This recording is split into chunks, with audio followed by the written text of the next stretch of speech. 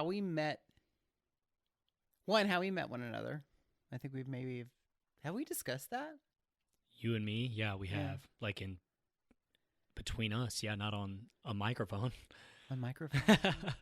How did we meet? So I purchased the franchise in 2017 because I want to talk about your travels. What month of 2017 did you purchase it?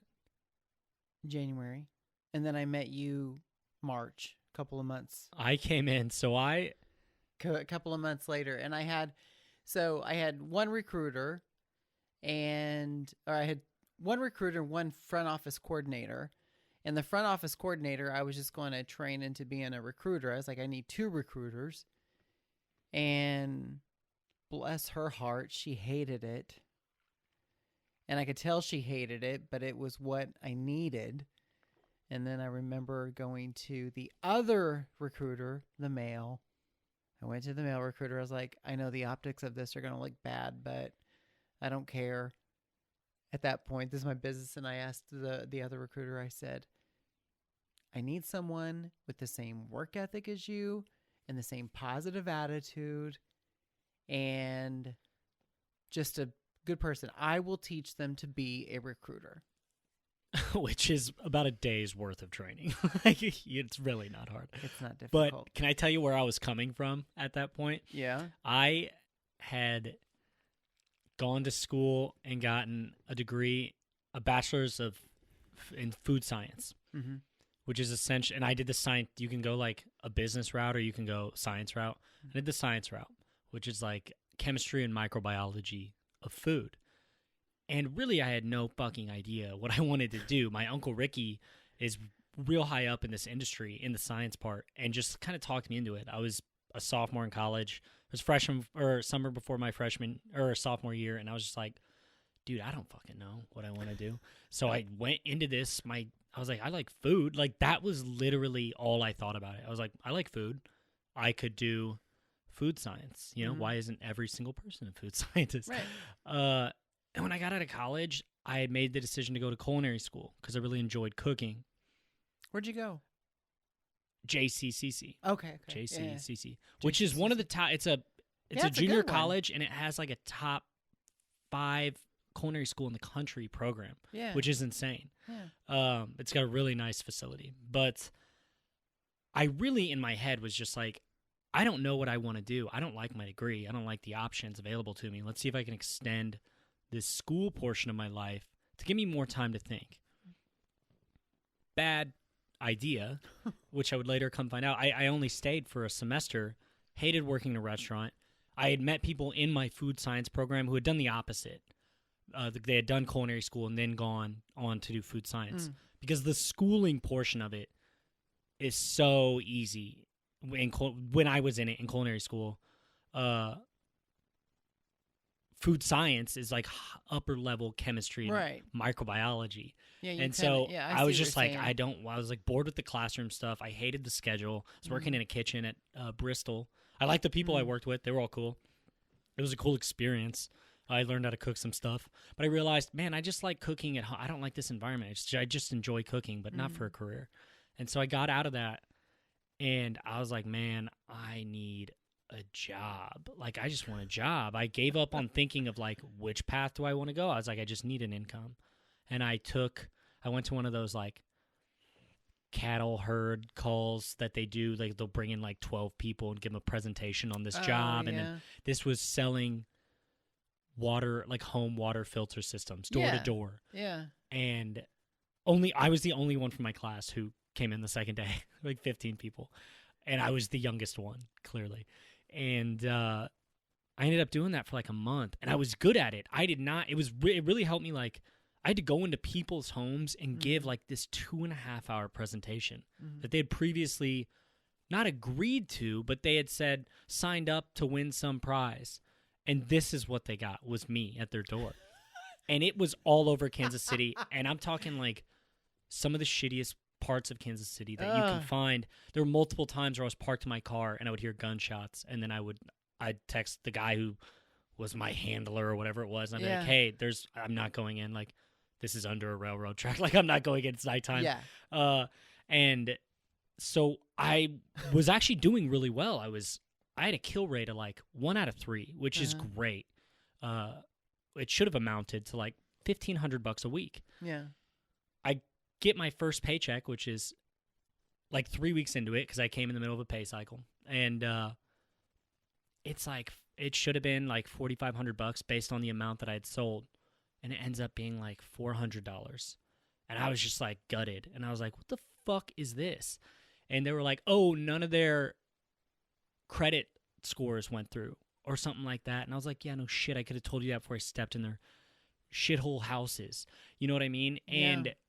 But then it was like he never mentioned that as a possibility. And then it was like 2 weeks later, I had done 3 of them to 3 very like successful people. They had paid off their houses and their cars. They were like, "Yeah, this is like a perfect time for us to do this." And then they told me that those didn't go through. And then it can't. And then I was like, you know what? I think they're telling me that they're not going through and they're stealing my paychecks. Yeah. Because I said, "Hey, man, I can't do like this is costing me more money to drive around, buy food, and all this stuff than I'm making off of this." Was any of that reimbursable? And he, no, okay. no. And so then the next day he texted me and said, "Hey, one of those did go through. That we have a paycheck waiting for you." After they had told me that the credit didn't go through. So I think that they were stealing my paycheck. It was very obvious, like immediately. I'm glad I didn't go through like months to see this happen. Anything, they wouldn't have. Yeah. I would have just kept getting $300 paychecks every 2 weeks. And so I got out of that. I had a girlfriend at the time who was just not interested in dating a bum who didn't have a job. And so I was looking for jobs all over. And that girlfriend I ended up breaking up.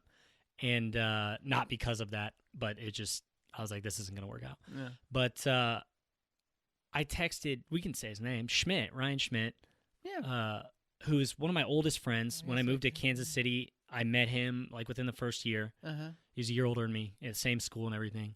And we had hung out over the years. And we got into a lot of trouble over the years together. Anyway, I was like, we were playing basketball together. He was like, "Dude, I'm a recruiter.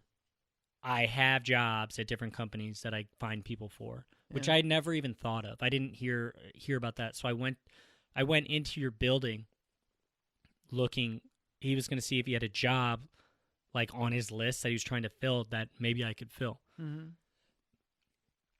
then we met, and I go home, and like 2 hours later, he's like, "Hey, do you want to come interview for that girl's job in the other office?" Is that what he said? Yeah, he was like, my boss Clint liked meeting you, and he was like, and he is definitely gonna fire that girl, or she's gonna quit. Like it was something. It was a situation where it just wasn't gonna work out from both ends. Yeah.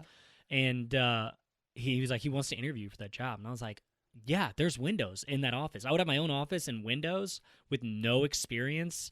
I just dropped out of culinary school and sold water filtering systems like from door to door. And so I'll work for this schmuck, sure. So I came and interviewed, and got like, it was pretty much just like a conversation between you, me, and then they're like the regional manager, whatever. Was that like that Greg. Was never really your first official interview, was it? That was the only interview I had. Ever? With you, yeah. Oh, okay. We came in and talked. Oh, no, it wasn't my first official interview for a job, no. Yeah.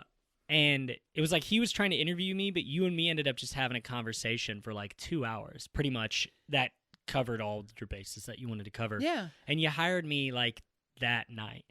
And well, I made you a conditional offer. Yeah. Yeah. And then I was like, I offered you. Yeah, I knew I had the job. I knew I had the job because I was like, okay, so like that was just like talking to Schmidt. I think I was trying to get you to negotiate, and I don't know if you didn't know or whatever. I absolutely did not negotiate. And so, but it was. I was just happy to have. I was like, oh, I'll have a job. But I still had to let the girl go. Yeah. In fact, we worked there simultaneously, without her knowing that she was leaving that company. She got moved out to the front desk. Yeah, and I had her desk. Yeah, and I was like, writing's on the wall, lady. But I didn't know, because she didn't, like, she never worked. I remember we had like a 60-person account when I was out at training at their international headquarters for training. And I said, just pull me out of class, whatever. I don't care the amount, the size of the order. Call me first. And she wanted to meet with this client to deliver checks. They said, we need 60 people. She goes, we don't have that. And I was like, why did she tell them that? And I was like, why? And it was like 3 days later, and Schmidt was like, hey, buddy. But I was like, she was already. That's funny because that would have been the biggest order we had in the entire time that I was there. Yeah, it would have been. And so I remember she was already. And so I remember the night that I talked to her and you and Schmidt left. And I said, I had her come in my office and I said, hey, so are you happy? And she started crying. I don't like it. And I was just like, oh, thank God. And because I knew it was there. I knew she just wasn't getting it. She didn't want to recruit, and she bought orthopedic shoes all day. She always had a different pair of orthopedic shoes being delivered to the office. It's odd. There was shit all over the inside of that desk. I had to have an exorcist come bless it. She was very sweet, but she was very nice girl. Nice. Yeah, just wasn't cut out for that. No, you kind of have to be. I mean, you're essentially headhunting if you're getting good positions in Johnson County. And and there's 5 million recruiting firms in Johnson County, so you're competing with everyone else, including your other franchises of the same fucking company, which is stupid. Fuck them, dude. I haven't worked for them for years. Neither of you. No, I know. It's just this could be a series. No doubt. Yeah, we can go. So we did. That was March of 2017. Yeah, and we just took off, really, not in the sense of like all the business, but with just sale, networking sale. Couldn't fill a fucking job. Networking sale. It was just, I would be out all day selling at a networking event, something, speaking, handing my card out, all like. Come back, buy us Panera, leave. Yeah. We ate Panera like every day. I was like, man, this dude is sending buku cash. Because y'all were working all day on just sales. All we could do was just sell. And we were just getting shut down by every HR department that week. Every HR. And we started to fucking realize. Obnoxious. I was like, I hate this Yeah, business. and we started to realize how competitive that area was. It's not the competitiveness. It's the fact that we have to compete with the same company that's hiring us. And they're, no matter what it seemed like, they're never going to take our candidate because they're going to take the better candidate that's there that they found. Even if it's not better. Like, we had multiple of them who tried to take ours under the table. You know what I mean? Yeah, which was really illegal shitty. in the contract that it went against the contract that they signed. Mm-hmm. But if you didn't fill it, you were working for free. We didn't have a retainer for these things. And so there was just a lot of work done and like almost no money coming in. And so we did that I was there for 17 months. You were there for, I think we had it open for 17 months. And then there, start 17, to finish, baby. And it just, we had a good time. I enjoyed working with y'all. But then I think it was the December of 2017 was kind of where I saw I went to Italy. You shift a little bit. I got to go out of the country. Shifting in this kid. I got to go out of the country for the first time. I honestly was just happy having a job for a while there. It was just nice to have some financial freedom for the first time in my life. Mm-hmm. And I went to Italy in December. It was the first time I'd ever left the country. My buddy Trevor worked for American Airlines. We had a buddy Siobhan playing basketball in Italy. Because my buddy worked for American Airlines, we got 2 free first-class tickets to Milan, which was insane. It was just nuts. So it was just lavish. And I was like, and once I gotta do this. Oh my God. Once I got back, that whole being okay with just having a job completely disappeared. And I started to think about, I need to, I can't just sit in that contentment for the rest of my life. I need to start thinking about what it is that I actually want to do, what gets me motivated. I had lost, me and my buddies all smoked pot in high school and college, at a really young age, and I kind of lost all my, hobbies. I lost everything that made me unique. We just did everything together, and it ended up just being partying and stuff like that, and I lost everything that I did on my own. And thinking on my own and stuff. And I did that, that didn't really hit me until I got out of college. It was I don't want any of these jobs. I think I just spent a fuck ton of money on a degree that I don't even like. Yeah. And but then I was like, what do I do to find out? I don't know what it is that I want to do. What do I do to find out what it is that I want to do? I don't want to go back. I think going to school would be the wrong idea because I still have no more life experience. I just been living in Kansas City and going to the bars every weekend with my friends. That seems to be what a lot of people do. Get done with college and stay in this bubble. And my buddy Sandy, at this exact same time, decided to go to Costa Rica, get his TEFL certificate, and then to travel for a couple years. And TEFL certificate just means you can go teach English anywhere you want. And he did it. And when he got done, I was talking to him on the phone, and he was telling me all about it, and I was telling him about my situation. He was like, dude, this certificate is like a ticket to get a job anywhere you want in the world, as long as you're a native English speaker. Because he had jobs in he had job offers in 25 different countries. And I was just like, and he played baseball in college, just kind of rode through, minored in Spanish. You know what I mean? So so right then and there, I remember sitting in my office. It was 7:00 at night. You guys had left, and I was just sitting there and doing research on this thing. It was snowing outside. I had these huge windows, and I was just like, I want to do that. And so I think I told you I wanted to do. I was like, dude, I'm not happy. I'm not content. I've stopped growing as a human. I don't want to do this. I approached you. Something was off. I was depressed, dude. I was really depressed. Something was off, and I made a decision. I was like, and it was probably about a good 3 weeks after you got back from this trip, and maybe not even that long. And I had you come in my office, and I said, hey, did you get the travel bag? Something is because in that moment as a boss, I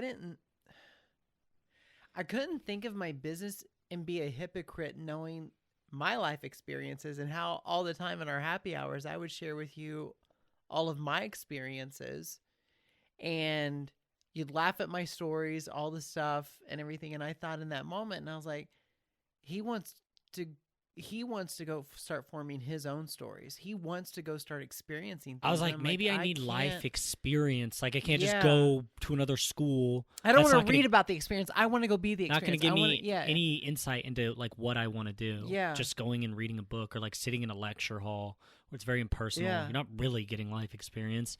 And I thought I would just be a shitty leader if I just sat there and just saw that happening in front of me. And dude, if I had stayed on that track, I think I was within 2 years of a grave. I think it was within 2 years if I had stayed on that of killing myself. Which is a dark thing to say. It's not like I was thinking about killing myself, but I was so unhappy with what I had. Yeah. And it's not like I was like, I want more. It wasn't something like that. It was like, this has not what I'm doing has nothing to do with who I am at all. I just chose a job, which was fine. I needed it at that time to just get me off the ground financially, and it introduced me to you, and I got to hang out with Schmidt again, and it was great, but there was no insight or inflection into why I took the job that had to do with my passions or anything like that. Because up until then, you were just going through the motions.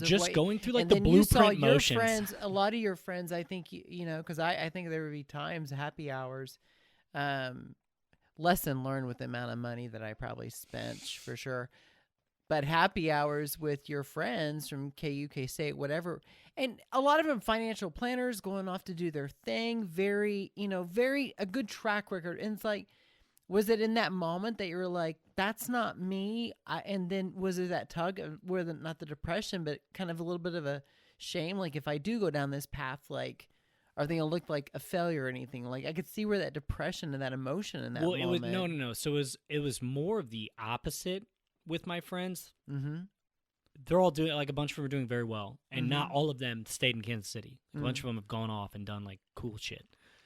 It was more I'm seeing the same people over and over each weekend. We're doing the same thing in the same place. Our world was Kansas City, and the same people were in that world. And I was just like, this isn't, there's so much more to the world. I don't want to be one of these people who's all right, 40 years till retirement. I was like, they always say, youth is wasted on the young. Yeah. And I was like, I don't want to be part of that. Yeah. Like, I don't think it's at this moment, it was like I'd been living in the Matrix my whole life. It was all I knew was like, you go to college, you get a degree, you come out, you get a job, you work that until retirement. Then you go travel and stuff. And it started to occur to me that, like, why? Why do I have to do that? Some people love their fucking jobs that they get out of college. I'm not saying, like, that's a bad route. Other people are very passionate about, like, there are accountants who are very passionate about what they do. There are people who go in to become doctors and shit like that. I was not one of those. Yeah. So, like, that's not a blanket statement over, you know, just going to college and then getting a degree and getting a job and retiring in 40 years. That's not bad. It's just not for everyone. The same way that what I did was not for everyone. But I left in the beginning of September 2018 for Costa Rica to go do the same program. Because I started working. Was it 18? Well, I started working for you in 17. Yeah, because we closed the franchise. Oh yeah, so you closed it in April. We closed it in April, and that in dramatic not really dramatic fashion, but in a fashion that none of y'all expected. I expected it. Not just from the way we were going for so long. I was like, how long can this, like, and that did they was have a ton of money like, or something? No, and we didn't. And it's just like, because we would have quarterly meetings. I shared with y'all the finances.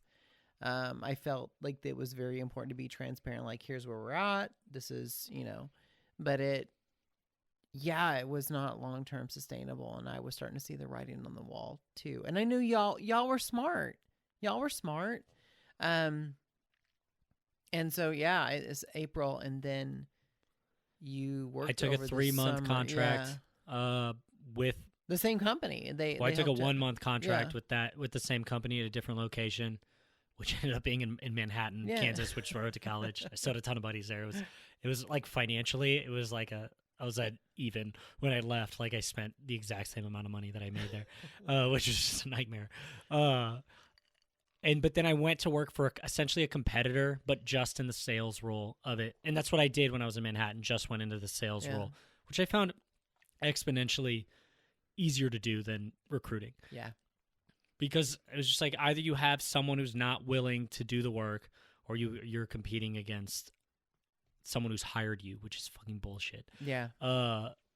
But the system itself is just it seemed dumb. It seemed like there should just be either internal recruiting or recruiting firms. Yeah. Like, I was like, we're all competing against each other. Yeah. Even though we've asked each other for help. Yeah. And so, and then I left for Costa Rica in September. Which was terrifying. I'd only been out of that country that one time for a week with someone else. I flew into Costa Rica and didn't even think I didn't sleep the night before. My brother was like, hey, I had been all packed up for like 2 days. And then my brother was like, hey, do you want to hit this G-Pen? And it just sent my anxiety out of control. Oh, no. I was like, dude, I'm going to a country by myself tomorrow. I just somehow in that summer, I just established a relationship with this girl, and we hit it off. And it's not what I was looking for or anything. It was just like, I'm leaving. I'm leaving the country, right? I'm leaving the country. So we ended up staying together when I left the country, long distance. And which is just something I did not foresee at all. But we hit it off so well. It was just like, why end it? Like, we could still keep this thing going. Yeah. And so I did the month-long program in Costa Rica. And then I went to Peru for a month. Again, by myself, trying to learn Spanish. Like, I'm working on it every day. I grew up. I'm half Cuban, so until I moved to Kansas when I was 11, I was around my grandma like every day, and she's from Cuba. And so, like, I have a pretty good base of Spanish. But right now, I'm like at the worst I would be. I'm nowhere near fluent whatsoever. I'm like the fakest Cuban of all time. And I tell people I'm Cuban, and I feel the need to, like, reiterate, like, I don't speak Spanish. Like, I could sit and survive in South America because I can understand decently, but, like, don't expect me to go translate for you. Yeah. So I did that for. Oh, and then I went to the buddy that I met in my course came and met me in Peru, and we climbed Machu Picchu. That took a week, and then we went to. You sent me pictures, like the WhatsApp stuff and the fucking videos. Gnarly. I was like, oh my god, dude, such a gnarly trip. It took like 4 or 5 days to get there. We ended up getting grouped. You walk the whole way. We got grouped with like 3 lifelong buddies from Amsterdam who were like our age, a brother and a sister from Spain who were around our age, a girl from Argentina who was around our age. Like, we got such a cool group, like such a diverse group of people. And it was really a good time. We went mountain biking one day, down like in the clouds, in the mountain. You couldn't see in front of you, which was scary. We went whitewater rafting. We hiked for like 20 miles one day, and I had a monkey jump on my shoulder and eat food out of my hand. And it were you like, this is what I wanted? These I was were like, the oh my gosh, like yeah. I'm learning so much about myself, and like these people don't worry about corporate jobs. You know what I mean? Yeah. We were climbing. The one day we were like a big day hiking, which ended at these natural hot springs in the mountains. So you like know it's ahead, and you're like, yes. We stop. We're going on a ascent up one of the mountains, and we stop at this. These people have this like bar there. It's just a wooden bar with like an overhang. They live somewhere in those woods. Like there's no neighborhoods. It's the Andes, and I remember I was with Kyle, my buddy from Long Island, who I met in my course, this little towhead blonde kid, and we're looking out over from where we are. There's a bunch of people there, and we all take shots of this Snake Peru vodka, something like that, and we're looking out, and we can see for as far as the eye can see into the Andes. The riverbed is way below. And I remember saying to Kyle, I was like, dude, we'll never be anywhere like this unless we do this hike again. It was one of the coolest. I have a bunch of pictures of it. It's one of the coolest like views I've ever been to, and it was it was like breathing fresh air for like.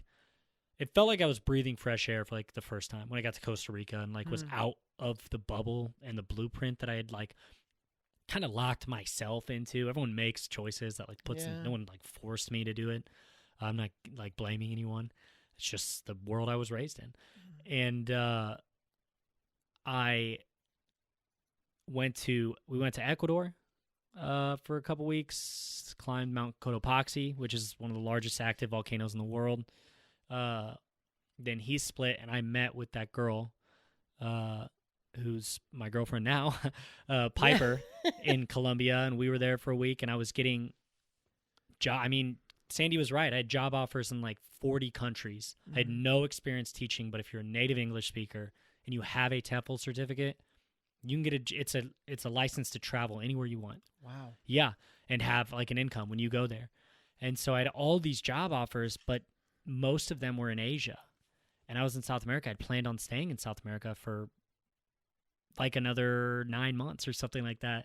And so I ended up going back with Piper for the Christmas season and had accepted a job in China.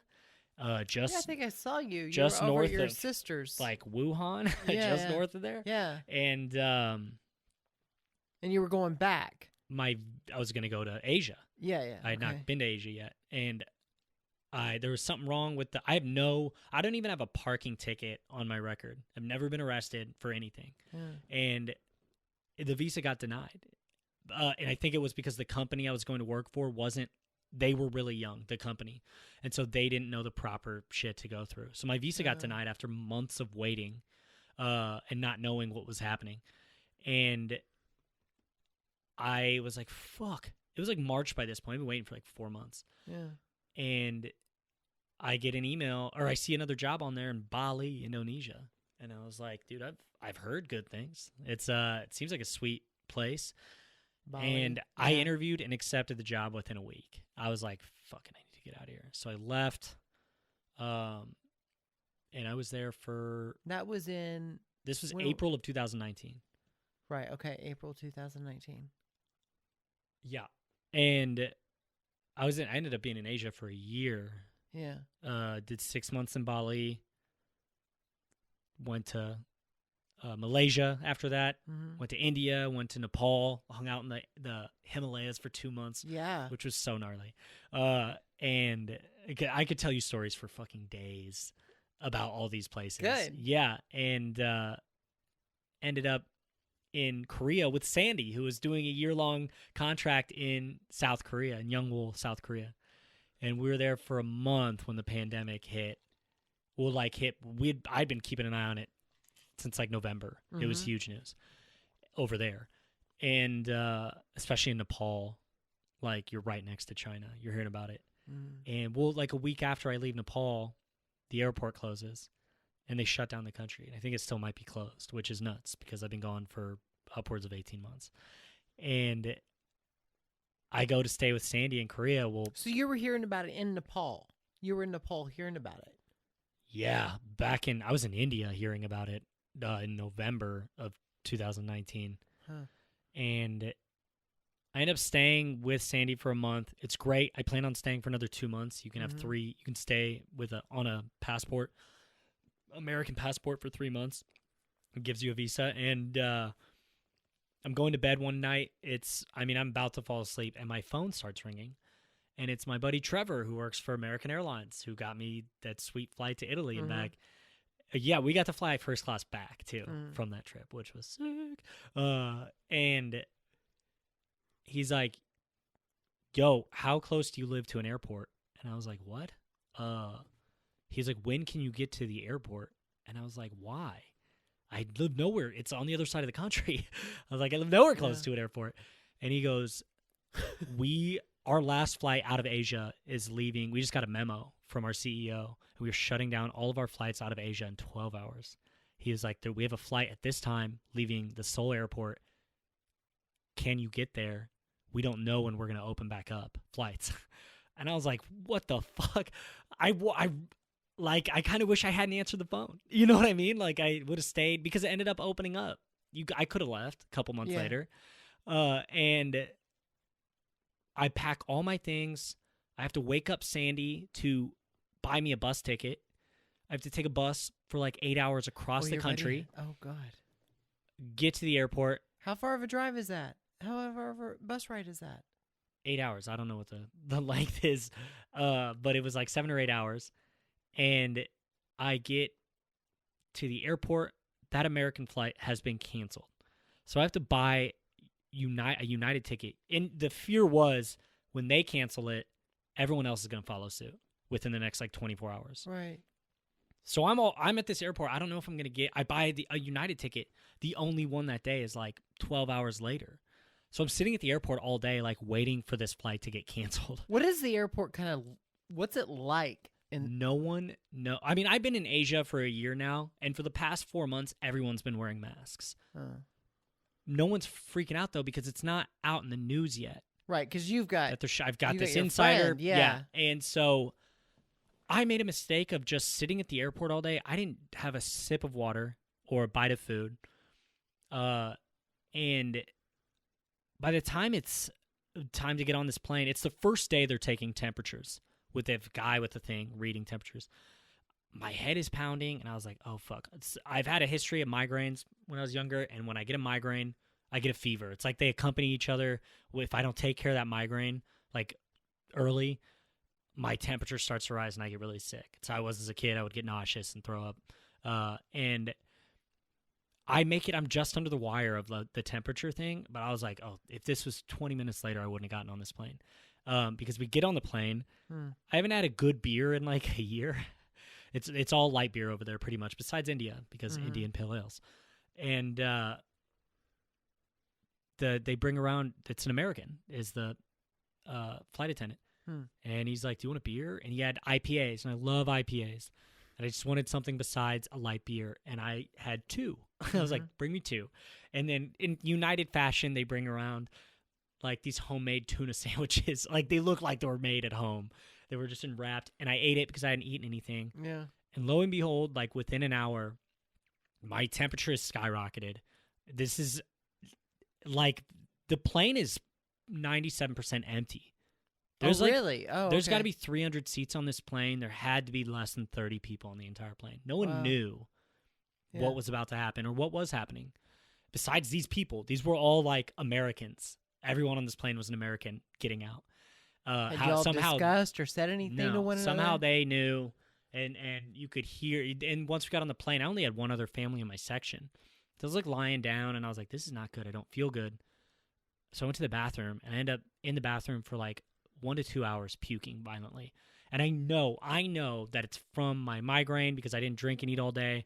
I had beer and then this horrible tuna sandwich.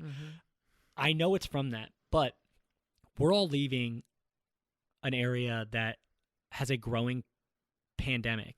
Hasn't been declared a pandemic at this point, I don't think. And I know that if someone hears me or knows what's going on, they might turn the plane around. Like, I don't know. At this point, the U.S. was like blocking flights out of China and shit. Like, you must have been freaking out in that bathroom. I knew I didn't have COVID. Yeah. But I knew what it was from, but right. You can't like explain that to another person. Right. And so I come out, I lie down. There's no one can see me. All the lights are off. It's an overnight flight to San Francisco. It's like 9 hours. And so thank God I lie down. And then when we get out in San Francisco, I'm white as a ghost. And I'm usually very dark. Like, I'm pretty dark. I'm Cuban. I got the Cuban skin, pretty tan. I'm white as a ghost. And the guy at immigration and customs was like, "You feeling all right, man?" And I was like, "Yep." I'm covered in sweat. And he goes, "Welcome home." Like, that was it. I'm in the San Francisco airport. No one besides the people that were on my plane, like those 30 people, is wearing a mask. People are looking at me like I'm a fucking alien. Well, then I get to Dallas. No one. I'm the only one in the entire airport wearing a mask, looking at me like I'm an alien. Get to Kansas City. My dad picks me up. He has like saran wrapped a layer between the front seats and the back seat. He didn't get out of the car, couldn't hug me, couldn't touch my luggage because they didn't know what it was. My dad has a heart disease, whatever it is. When did you call them to let them know? At what point? I let them know as soon as Trevor called me. I was like, "Hey, I'm getting out right now." And my uncle is a doctor. He's, specializes in infectious diseases, and he told them, he was like, "Look, we don't know what it is. Greg," which is my dad, you're in an at-risk category because of your heart condition. You need to treat it like this. They wore gloves with everything. My mom was like, I come into my house. My mom hasn't seen me in a year. I'm her baby. I'm the youngest of 4. We're very close, like best friends. She can't hug me. She just stay on the other side of the room, so she's crying. And I go into the basement. I can't tell anyone I'm back either because we don't know if I'm sick or not. I go into the basement for 2 weeks. I didn't leave the basement for 2 weeks except to shower. They would bring my food to the bottom and walk away. And we had a mattress down there. And like I was down there. My birthday's March 15th. I got back on like March 8th. So I was down there for my birthday. My parents were out of town. And so like, but for fear of getting a germ, at that point, people thought you could get it off touching a surface. Yeah, no one So knew. like, I still didn't go upstairs. Yeah. And like on the 9th or 10th day, right before I'm about to get out, everything shuts down. I was like, no! Yeah. Illinois was about to make the NCAA tournament for the first time. A massive, massive Illinois basketball fan, U of I, because I lived the first 11 years of my life in Springfield, Illinois. And they're having their best season in a decade, and then they get shut down the tournament. And I was just like crushed. It was like all sports were getting canceled. I mean, everyone was crushed about their shit, but everyone had their own thing. But yeah, and then I got back and I had to like restart life. It tore me out. I didn't have anything ready to go. The first thing I bought when I got back was this stuff. Yeah. Well, actually, no, I bought these. Sandy, when we were in Korea, started a podcast because I'd been writing for one for like 2 years because some lady I met in my TEFL course got me a job writing for a podcast company. And so I got these two and these mics and the audio interface. And I just started getting on Upwork and trying to find anything I could because I was stuck in this basement. And I started doing like voiceover work and stuff like that, which was funny, like reading audiobooks and things of that nature. And then I was like learning how to audio edit because I was doing the podcast still with Sandy over Zoom. Started having guests on and stuff like that. And what was that one called? Out and About. Out and About, yeah. Yeah. And I would love to still do it, but Sandy's still traveling, living the life, man. And he's the only one I want to do it with. And so, yeah, right now I am a podcast, video, and audio producer, and like working on writing projects. I wrote your book, which is still in editing. We have to work on that, and that'll come out next June. But like that pretty much all started in the basement when I was stuck, not being able to do anything. I learned how to audio edit. I took courses. I'm in a course learning how to video edit professionally right now, and I just started picking up projects bigger and bigger and bigger, and then now it's kind of what I do. But what did you do in the time that I was gone? Besides soil yourself constantly. Well, I did. I had a mental breakdown.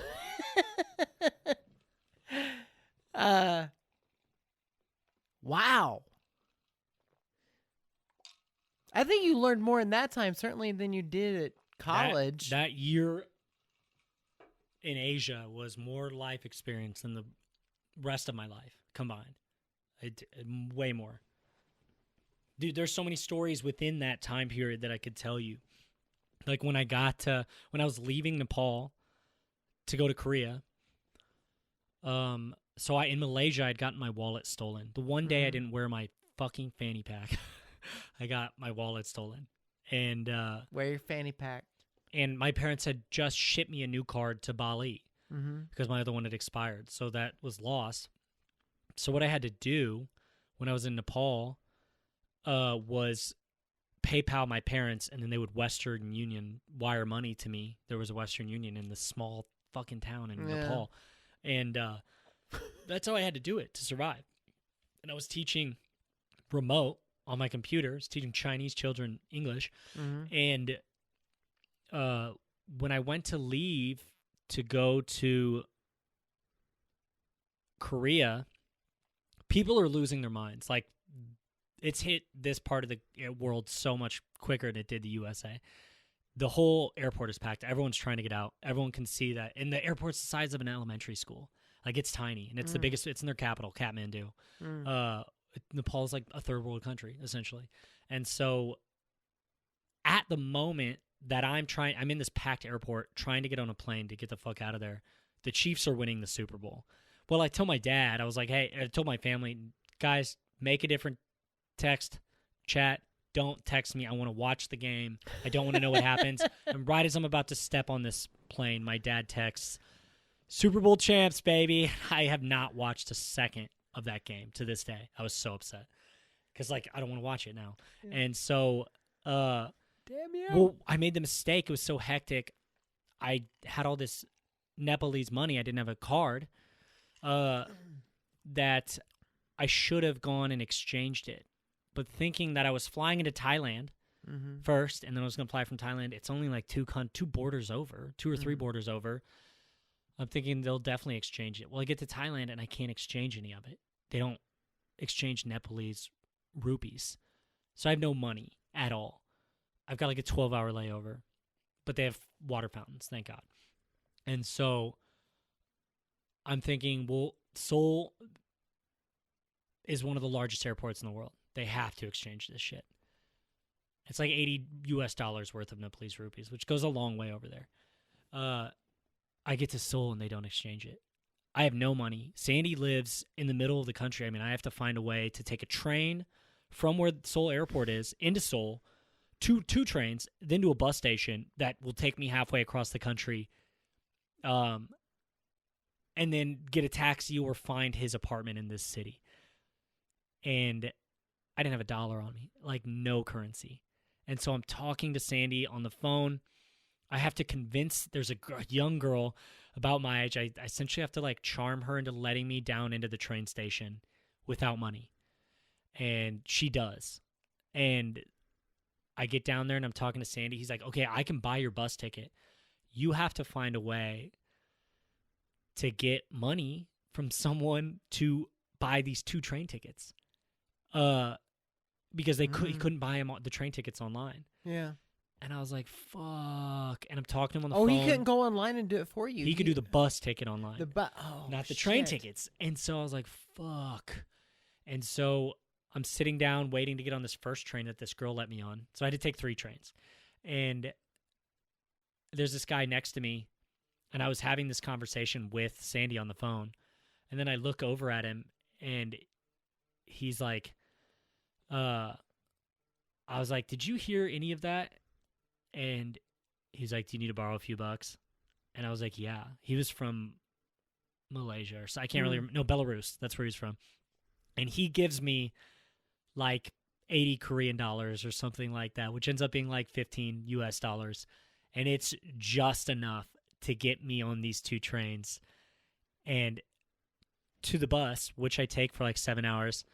When I get out, I have to find I have no card chip. I can't use the internet.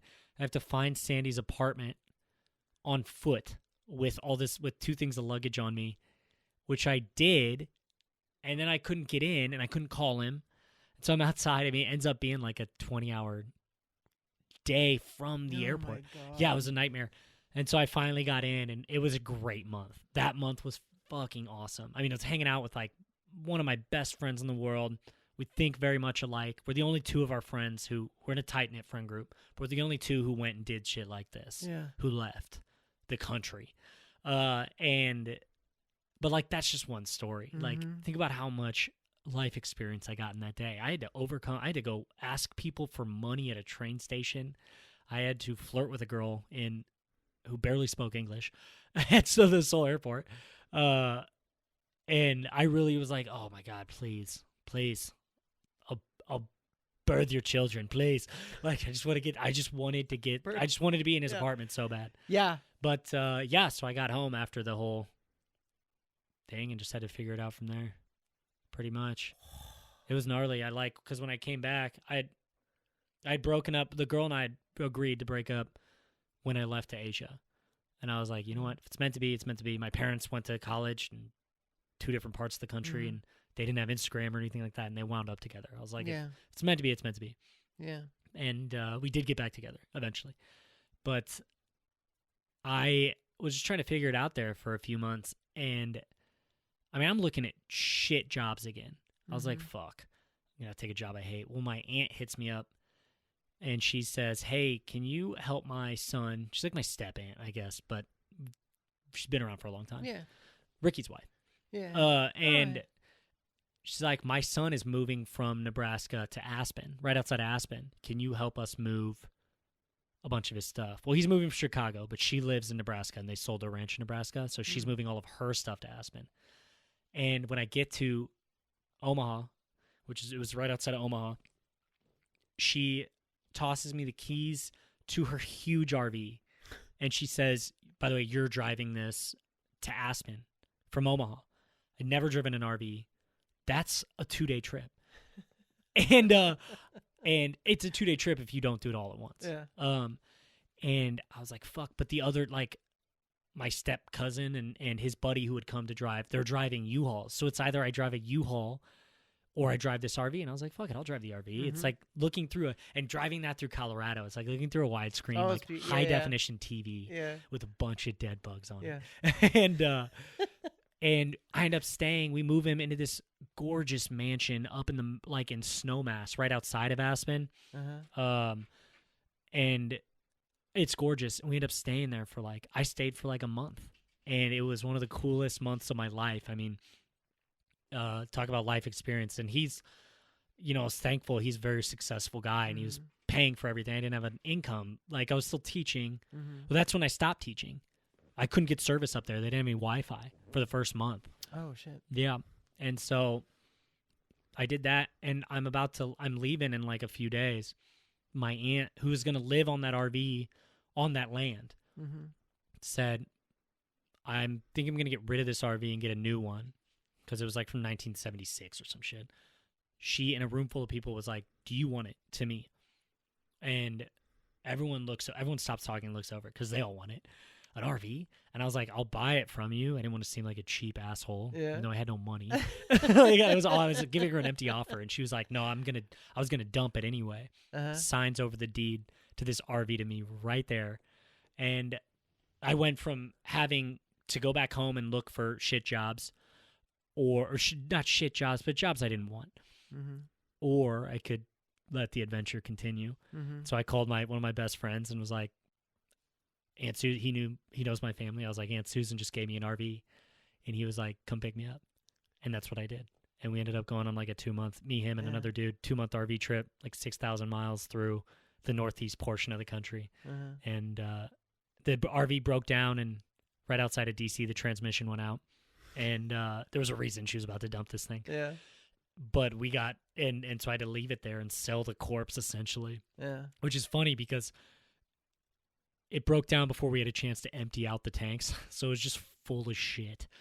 Like the tank was just full of poop. Oh, like all the gray water. Yeah, black water. All the black water and gray water. And so this dude bought it, knowing terrible. that. He gave me $1,000 for it. We had to rent a car from Raleigh, North Carolina, and stuff in everything that we could and leave everything else, which cost me like $997. And we drove back. It took us 2 days to get back, and then we got back, and yeah. And so, and then we got, like a month later, we got started on the book. Yeah. Shit. So it was a gnarly, like 2 years there for me, 2+ years. You and me both. Of adventure. Yeah, I want to hear about what you did in that. Yours are like, mine was not that adventurous. Not outwardly, but inwardly it was. It was an inward adventure for sure. But I think it was in December I had gotten word back of a 9-month situation I had been working on and trying to get a settlement for December of 2020. Oh, yeah. Yeah. And you had gotten back. I had kind of went on my own little exploration of what I call my vision quest, my journey to heal myself. Because I didn't realize like all the past stuff that was going to manifest and come and back to haunt me. And because I had never been honest about those things with people. I had shared stories, but never honest with myself about all of it. And I had often referred to you and be like, because I knew you liked to write. And I knew you had a notebook in the office and stuff. I never looked at it. I knew that was a big fucking no-no. You look at my diary? I knew that was a no. You bitch. I know. I knew that was a no-no because Schmidt would tell me, he's like, he did. That's his notebook. He writes, and I'd stay for hours in the office. And I just remember you loving to write, and I remember that, and I remember you always saying like, "Oh, your stories." And it was something I lost. It was one of those that was my favorite hobby that I lost. And in I high lost school and college. Yeah, and I lost storytelling, and I lost that in that corporate. I love storytelling. Yeah, that's my favorite thing to do. Yeah, and that corporate structure of everything. I'd lost my passion and my zeal and that natural talent. Just tell a story of all the shit that I had done, and so I figured like I want to get through understanding me, how I can tell this properly, because I wasn't ready to share the entire story again. I was just, honestly, the last person I had told the full scale thing of everything that happened was my husband. And even he was just like, okay, you don't need to share everything. Yeah. But I think, and I reached out to you and I said, hey, I don't trust anybody else. Well, you tried with another girl, right? Like a freelancer, and she was like, well, you need to take this class. Yeah, there was like, do this class, I'll do it. I don't know, and I couldn't write about myself. That was the other thing. I cannot write this about myself because I kept writing it from the trauma. And from the victim portion from the victim, yeah. And I was just like, I don't want to do this with this mentality. This feels gross. I don't want to do it from this mentality. And I thought, and I was already into the meditation, and I was really focusing a lot on understanding more about stress reduction. I gone through a lot of the programs. I was reading more about shit, even things as far as like psychedelic treatment. I was looking at those things to find a better understanding. Like I had done the travels like you, not like you, but I have done them in other areas of the world. But this was going to be the biggest thing that I had never wanted to tap into, was that journey of self and inner. I was just like, oh God. We both in the last 2 years have really gotten into, I would call it like an ego study. That's good. I never knew, I never had taken time to think about what an ego is, and reading Eckhart Tolle and and the 4 agreements and the immortality key even talks about like the origins of religion, and it's all based around the ego. The ego, and I think extends beyond being overconfident. Yeah, that's what I thought of the ego as. And I did not want to go into this with somebody that thought like me, had the same taste in men as me. We have very different taste in men. Very different. I like mine slightly shorter than me and blonde. Right. Hey, Schmidt. But I did not want the same type of individual, and I was like, I want somebody who's going to hold me accountable to this, because this is my story. This is a story that when you put it out there, you don't get it back. And so that's why I was like, I don't want to tell this from a victim standpoint. I remember reaching out to you and I said, I don't trust anybody else to do this right. I don't trust anybody else to hold me accountable. I believe what I said in return is, if we're going to do it my way. Yeah. And I was like, that's what I wanted, because I was too close to the trauma of all of it. But you've coached me. You've allowed me to give me my spaces in it. But I think even that adventure in this last year of going back to my home, place that I've never been in such a long time, and reconnecting and you experiencing some of those things from my past that a lot of people haven't, and seeing a whole different world. Seeing where you grew up. Yeah, it's fucking ghost town. Yeah, and you're like, how does one come out of this? And then your travels where you go to explore places, like how do people overcome things to become what they are? I mean, you having to suffer through not having any money and not being able to transfer that money or anything, and being like, I'm broke. I got to find a way to make my way down to my friend. And that's one way. That's how I did it. And I'm not going to, there are things that in the book, I don't know if any of this is in it, but there are those moments, and I don't make a joke of it, but there are those moments that you think, what am I going to have to do to survive? What am I going to have to do? And when you're homeless on a beach, that's when you learn about yourself. You do. When you're homeless, when you don't have a place to go, when you have no money, you think, and you can't call home. You think, what will be the next step? And I don't know. There was something about those moments, your experiences and my experiences, it brought us kind of a full circle. Like, maybe now's a good time.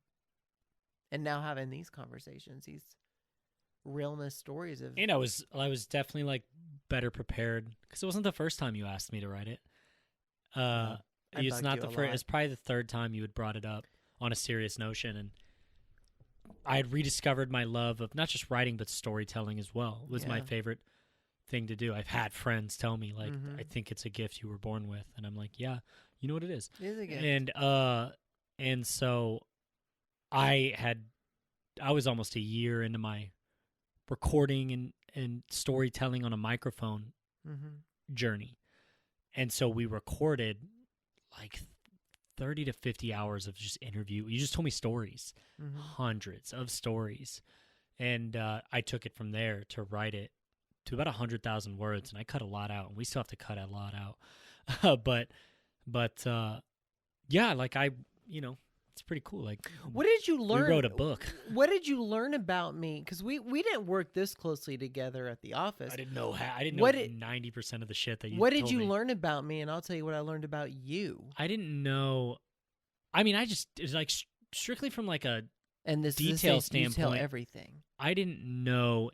Yeah, I was like, don't hold anything back. If you're gonna like half tell me these stories, we're not doing this.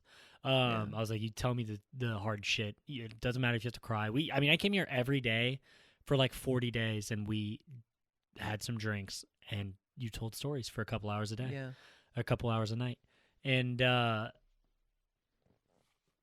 just didn't know a lot about I didn't know how traumatic you'd always say in the office, if someone was rude to you, you would always say, well, I survived my mother. You know what I mean? And so I just thought, like, his mom must be a real... and which is true. I did not realize the extent to which this you said that jovially. I did not realize the traumatic extent which that was, and so I learned a lot about what you had gone through. And there are times where I was like, my immediate thought, being someone who grew up in I have such a an awesome family situation. My siblings and I are all best friends. We're best friends with my parents. We're all very close. My parents have known each other since second grade. They're best friends. It's becoming rarer to see a family like mine, unfortunately. It is. Unfortunately. It is. And so, and neither, they've been dating since high school. They're never divorced or anything. It's their first marriage. And so,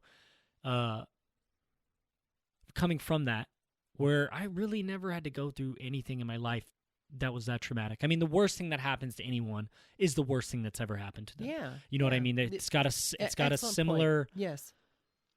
It feels similar. Your whole world's being crushed from the worst thing that ever happens to you. But my worst thing was nowhere near as traumatic now looking at it from the outside as your worst thing. But I know at times I was like, but you know where it starts. You know the emotion where it goes. Why is he crying at that or something? And then I would have to step back and be like, you're thinking it. I would think of it in a way like I wouldn't cry at that. But then I was like, what does that have to do with this? Of course I wouldn't cry at that. This didn't happen to me. I have no idea what that actually feels like. I just know what it sounds like. And so that was me stepping back and being like really separating from my ego and being like, my ego is the one saying that I wouldn't cry. I have no idea what that feels like. And I think that's something that's missing hugely in this world. We don't know people's stories. We don't take, something that happens to you when you're 4, think about that as a seed that grows throughout your life. The profound effect, the younger you are, the more profound the effect it has when you're older. So even if it's just not that big of a thing, by the time you're an adult, you have vastly different views and perspectives than someone who it didn't happen to. So to take someone like you who had a very traumatic childhood, our views and emotional reactions and stuff have developed completely differently. So we're not going to have them. And one's not more right than the other. It's just personal. That's not, there's no right and wrong in that. It's just, people forget that. When you look at someone else's perspective or opinion, and it's different than yours, it has nothing to do with you. It's not an attack on your opinion or how you feel or think. It's a reflection of how that person's life experience. And we've lost that. People get attacked for having a different opinion.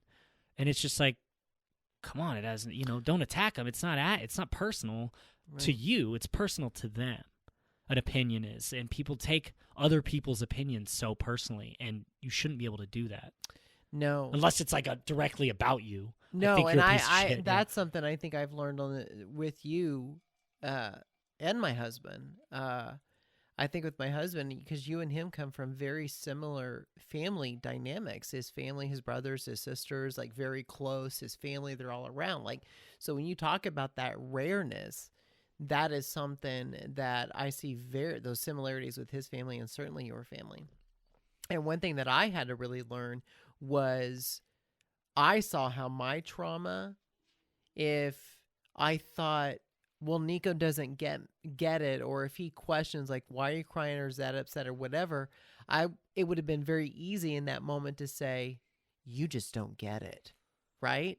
And so therefore I'm just going to close you off because you have a great family, all those things. And I'm like, wait a minute. And there would be moments of that kind of where I would see that jealousy creep in. And I'm like, wait a minute. Just like you're looking at me and my ego had to be aside. Why am I blaming him for having what I always wanted? That's not his fault. And I'd never apologize for it. No, you haven't. And I was like, and I never expected it. But in some ways, my reactions and my behaviors on things, because I didn't know how heavy the story would be and how much it would get me emotional. And you saw me go through the emotional spirals, and even my husband did. But I had to finally get to a point where my ego aside to say, why am I looking at Nico in a different lens that I think that he needs to be in this boat with me with my trauma. And I'm like, that's not healthy either. I don't want to be here. It's at this point where people nowadays are like, when they hear, right. Let's say you see someone like me who had this family growing up and it's something that you wanted. And, you know, I'm telling you that I didn't go through that. It's when people freak out and go, you can't take away my truth.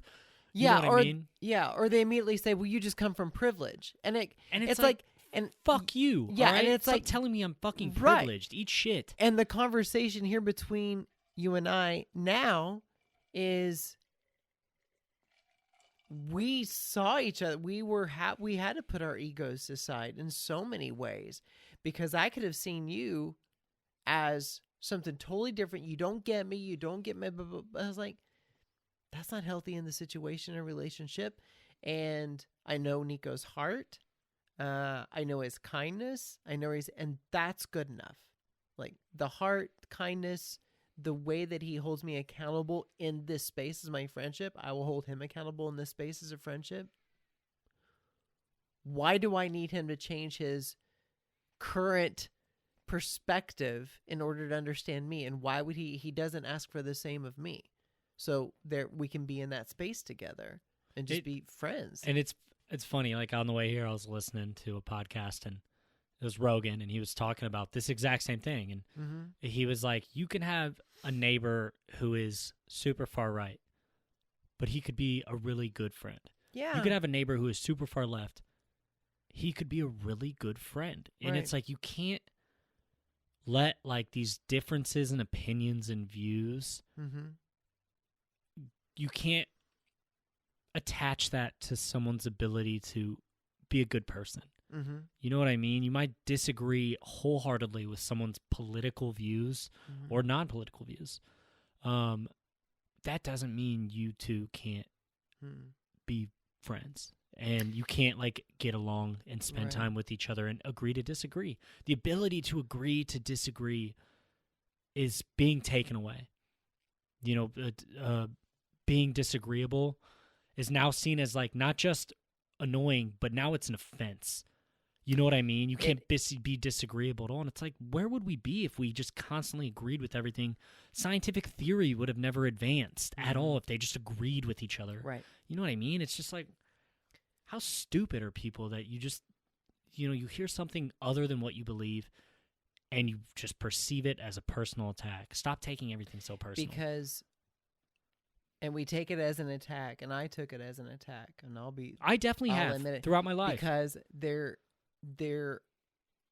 an identity piece that I've missed for so long, that, you know, that foundation of family, those core things and stuff. And instead of attacking so many others that do have those stabilities and those things, I finally, this book, getting it all out, allow me with you and seeing things to be like, that is what happened. It fucking happened. Tell the story, learn something from it, teach others. I survived it, calloused over. And then teach others what you learned so that maybe they don't have to go through so much shit. Yeah, I mean, the point of like getting hurt is like you callous over, and now that same thing shouldn't be able to hurt you. Right.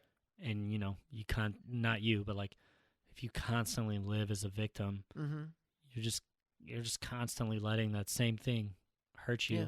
And there's going to be people who hear this and are like, you have no idea what you're talking about. You said you grew up privileged and you grew up with all this. And it's like, I understand that, like, that I haven't gone through a life-altering traumatic experience like you, where I don't see my family or anything. But it doesn't mean that I can't wrap my fucking brain around it. You know what I mean? Like, I do understand. Not from like, I haven't experienced it. Doesn't mean I don't understand. Just look at it just look at everything from the outside. Like, sit and just like, try to remove your ego from everything. Look at it logically. Logically, without feeling sorry for yourself. And no emotion. Like, take emotion out of it and just look at things logically. Yeah. Not just this. Not just trauma and stuff like that, but just everything. Just look at it logically. Like, take emotion out of it. Look at it logically. Yes, that is where you want to go. It's a it is not an easy process for a lot of people. It's not. And I will say it takes time for people to understand logic. You saw my friend on the interview here still talks in a little bit of the religious stuff. Bit. Well, you have to understand, when you're indoctrinated with something for so long, how long do you expect to come out of the deconstruction of that and start speaking in ways that is logic? Yeah. True. How long does it take? This is why I really like listening to Joe Rogan's podcast. I don't agree with everything he says, but he has created, and I don't even like this term, safe space. It makes me think like you need a safe space just to speak your mind or feelings. I don't like the term because I think it gets overused. I think there are people who like are in situations where something bad will happen if they speak their mind. But I think a lot of people are like, we need to create a safe space so that we can have this dialogue. And I'm like, really? Or do you need to grow up? Stop being so fucking soft and just speak your mind. I think it gets overused. That is the ultimate goal, but the best way to get to that is for employers right now to be like, but I think safe space. Joe Rogan has created, whether it's intentional or unintentional, the ultimate safe space. People come on there and state their opinion. They're themselves. He disagrees with like half the shit that's said on there. But he disagrees in a respectful manner, and they always leave as friends. Respectfully. They always do. Amicably. And that's the ultimate safe space, is you can say opposite opinions on the same subject. No one attacks, and you're able to shake hands at the end of it, break bread with each other. Like, and that's why I respect that guy. That's the world I want so much, and like what he's been able to do. Even though, like I said, I don't agree with everything he says. I don't agree with everything his guests say. That doesn't mean I'm going to turn him off. You know what I mean? It's knowledge. It's different perspectives. My God, I love hearing people who have different perspectives than me. I love because if I'm able to take my ego out of that shit, I can think about it. And there's some times where I'm like, fuck, they are right. And I'll change my perspective. I have no problem. It's the point isn't to be right first. It's to be right last. And we've lost that as a world, not just Americans. You know, the world always wants to be right first. And it's like, how about we gather all the info and whoever's right last? That's what we want. But can we call this a... Being right's exhausting. It is. Tired of being right. Right, dude. Well, this is good talk. This is like what we do, Clint and I do every day. It's just talk like this. We finally decided to record one. Thank you for keeping me accountable, not being a baby. Yeah. Yeah, I got no problem smacking Clint upside the head. You know, there was a moment I was like, I never told you this. There was a fuck you moment that I felt internally. Do you mean reveal this? During this conversation? No. Oh. It was kind of in the beginning, like the stories, telling the stories, and then getting nervous. I got nervous, not because it was you. I got nervous telling my story. I mean, you were already giving me a space to be authentic, like just be you, be silly Clint. But I didn't know, like, personally how to truly be that way in this kind of setting. Wait, what was it? Tell me. It was whenever I was sitting on that side, and I remember you recorded something, and I had, this was probably, we filmed a Human Realness thing, maybe with Amy, my first guest, I don't know, something. And I remember looking this, and I felt like a double chin.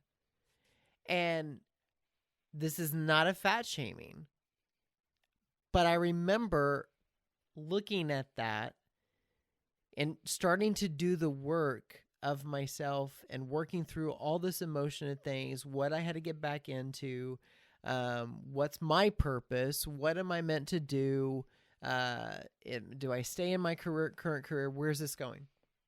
And I just remember looking, and that I remember I said, can you take that off? And you said, because it was that loose skin and it was swollen. My face looked swollen. And I go, and I knew I had to do something about my health. And I remember looking at the thing and I said, can you edit that? And you just looked at me and said, you want it off, get it off. And I just remember thinking, fuck you. I did. It's so satisfying. I remember sitting there just going.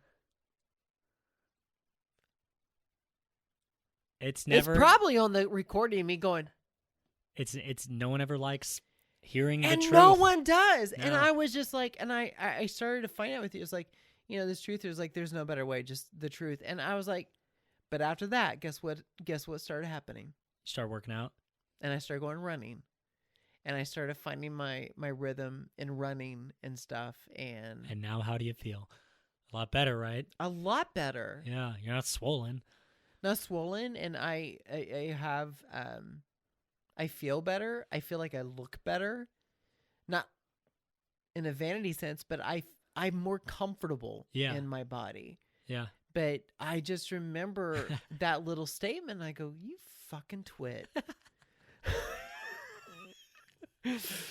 But it's truth. And I think we need those friends and those people in our lives. Now, I have a lot of girls. I remember my sisters in my life, and they'll just be like, well, look at it this way. And they'll give me but you are that big brother, little brother, big brother type that will like do something about it. And I long for those relationships. Yeah. And I think I got lost a little bit in these last few months, a little bit in the translation of getting sucked into this other identity realm of even in LGBT stuff and everything. It was like, and I started to get lost in, well, maybe this is my higher purpose. Maybe this, but it was like, no, I don't have to prove myself anymore to any things. And I think that was something you're like, dude, just start doing. Stop.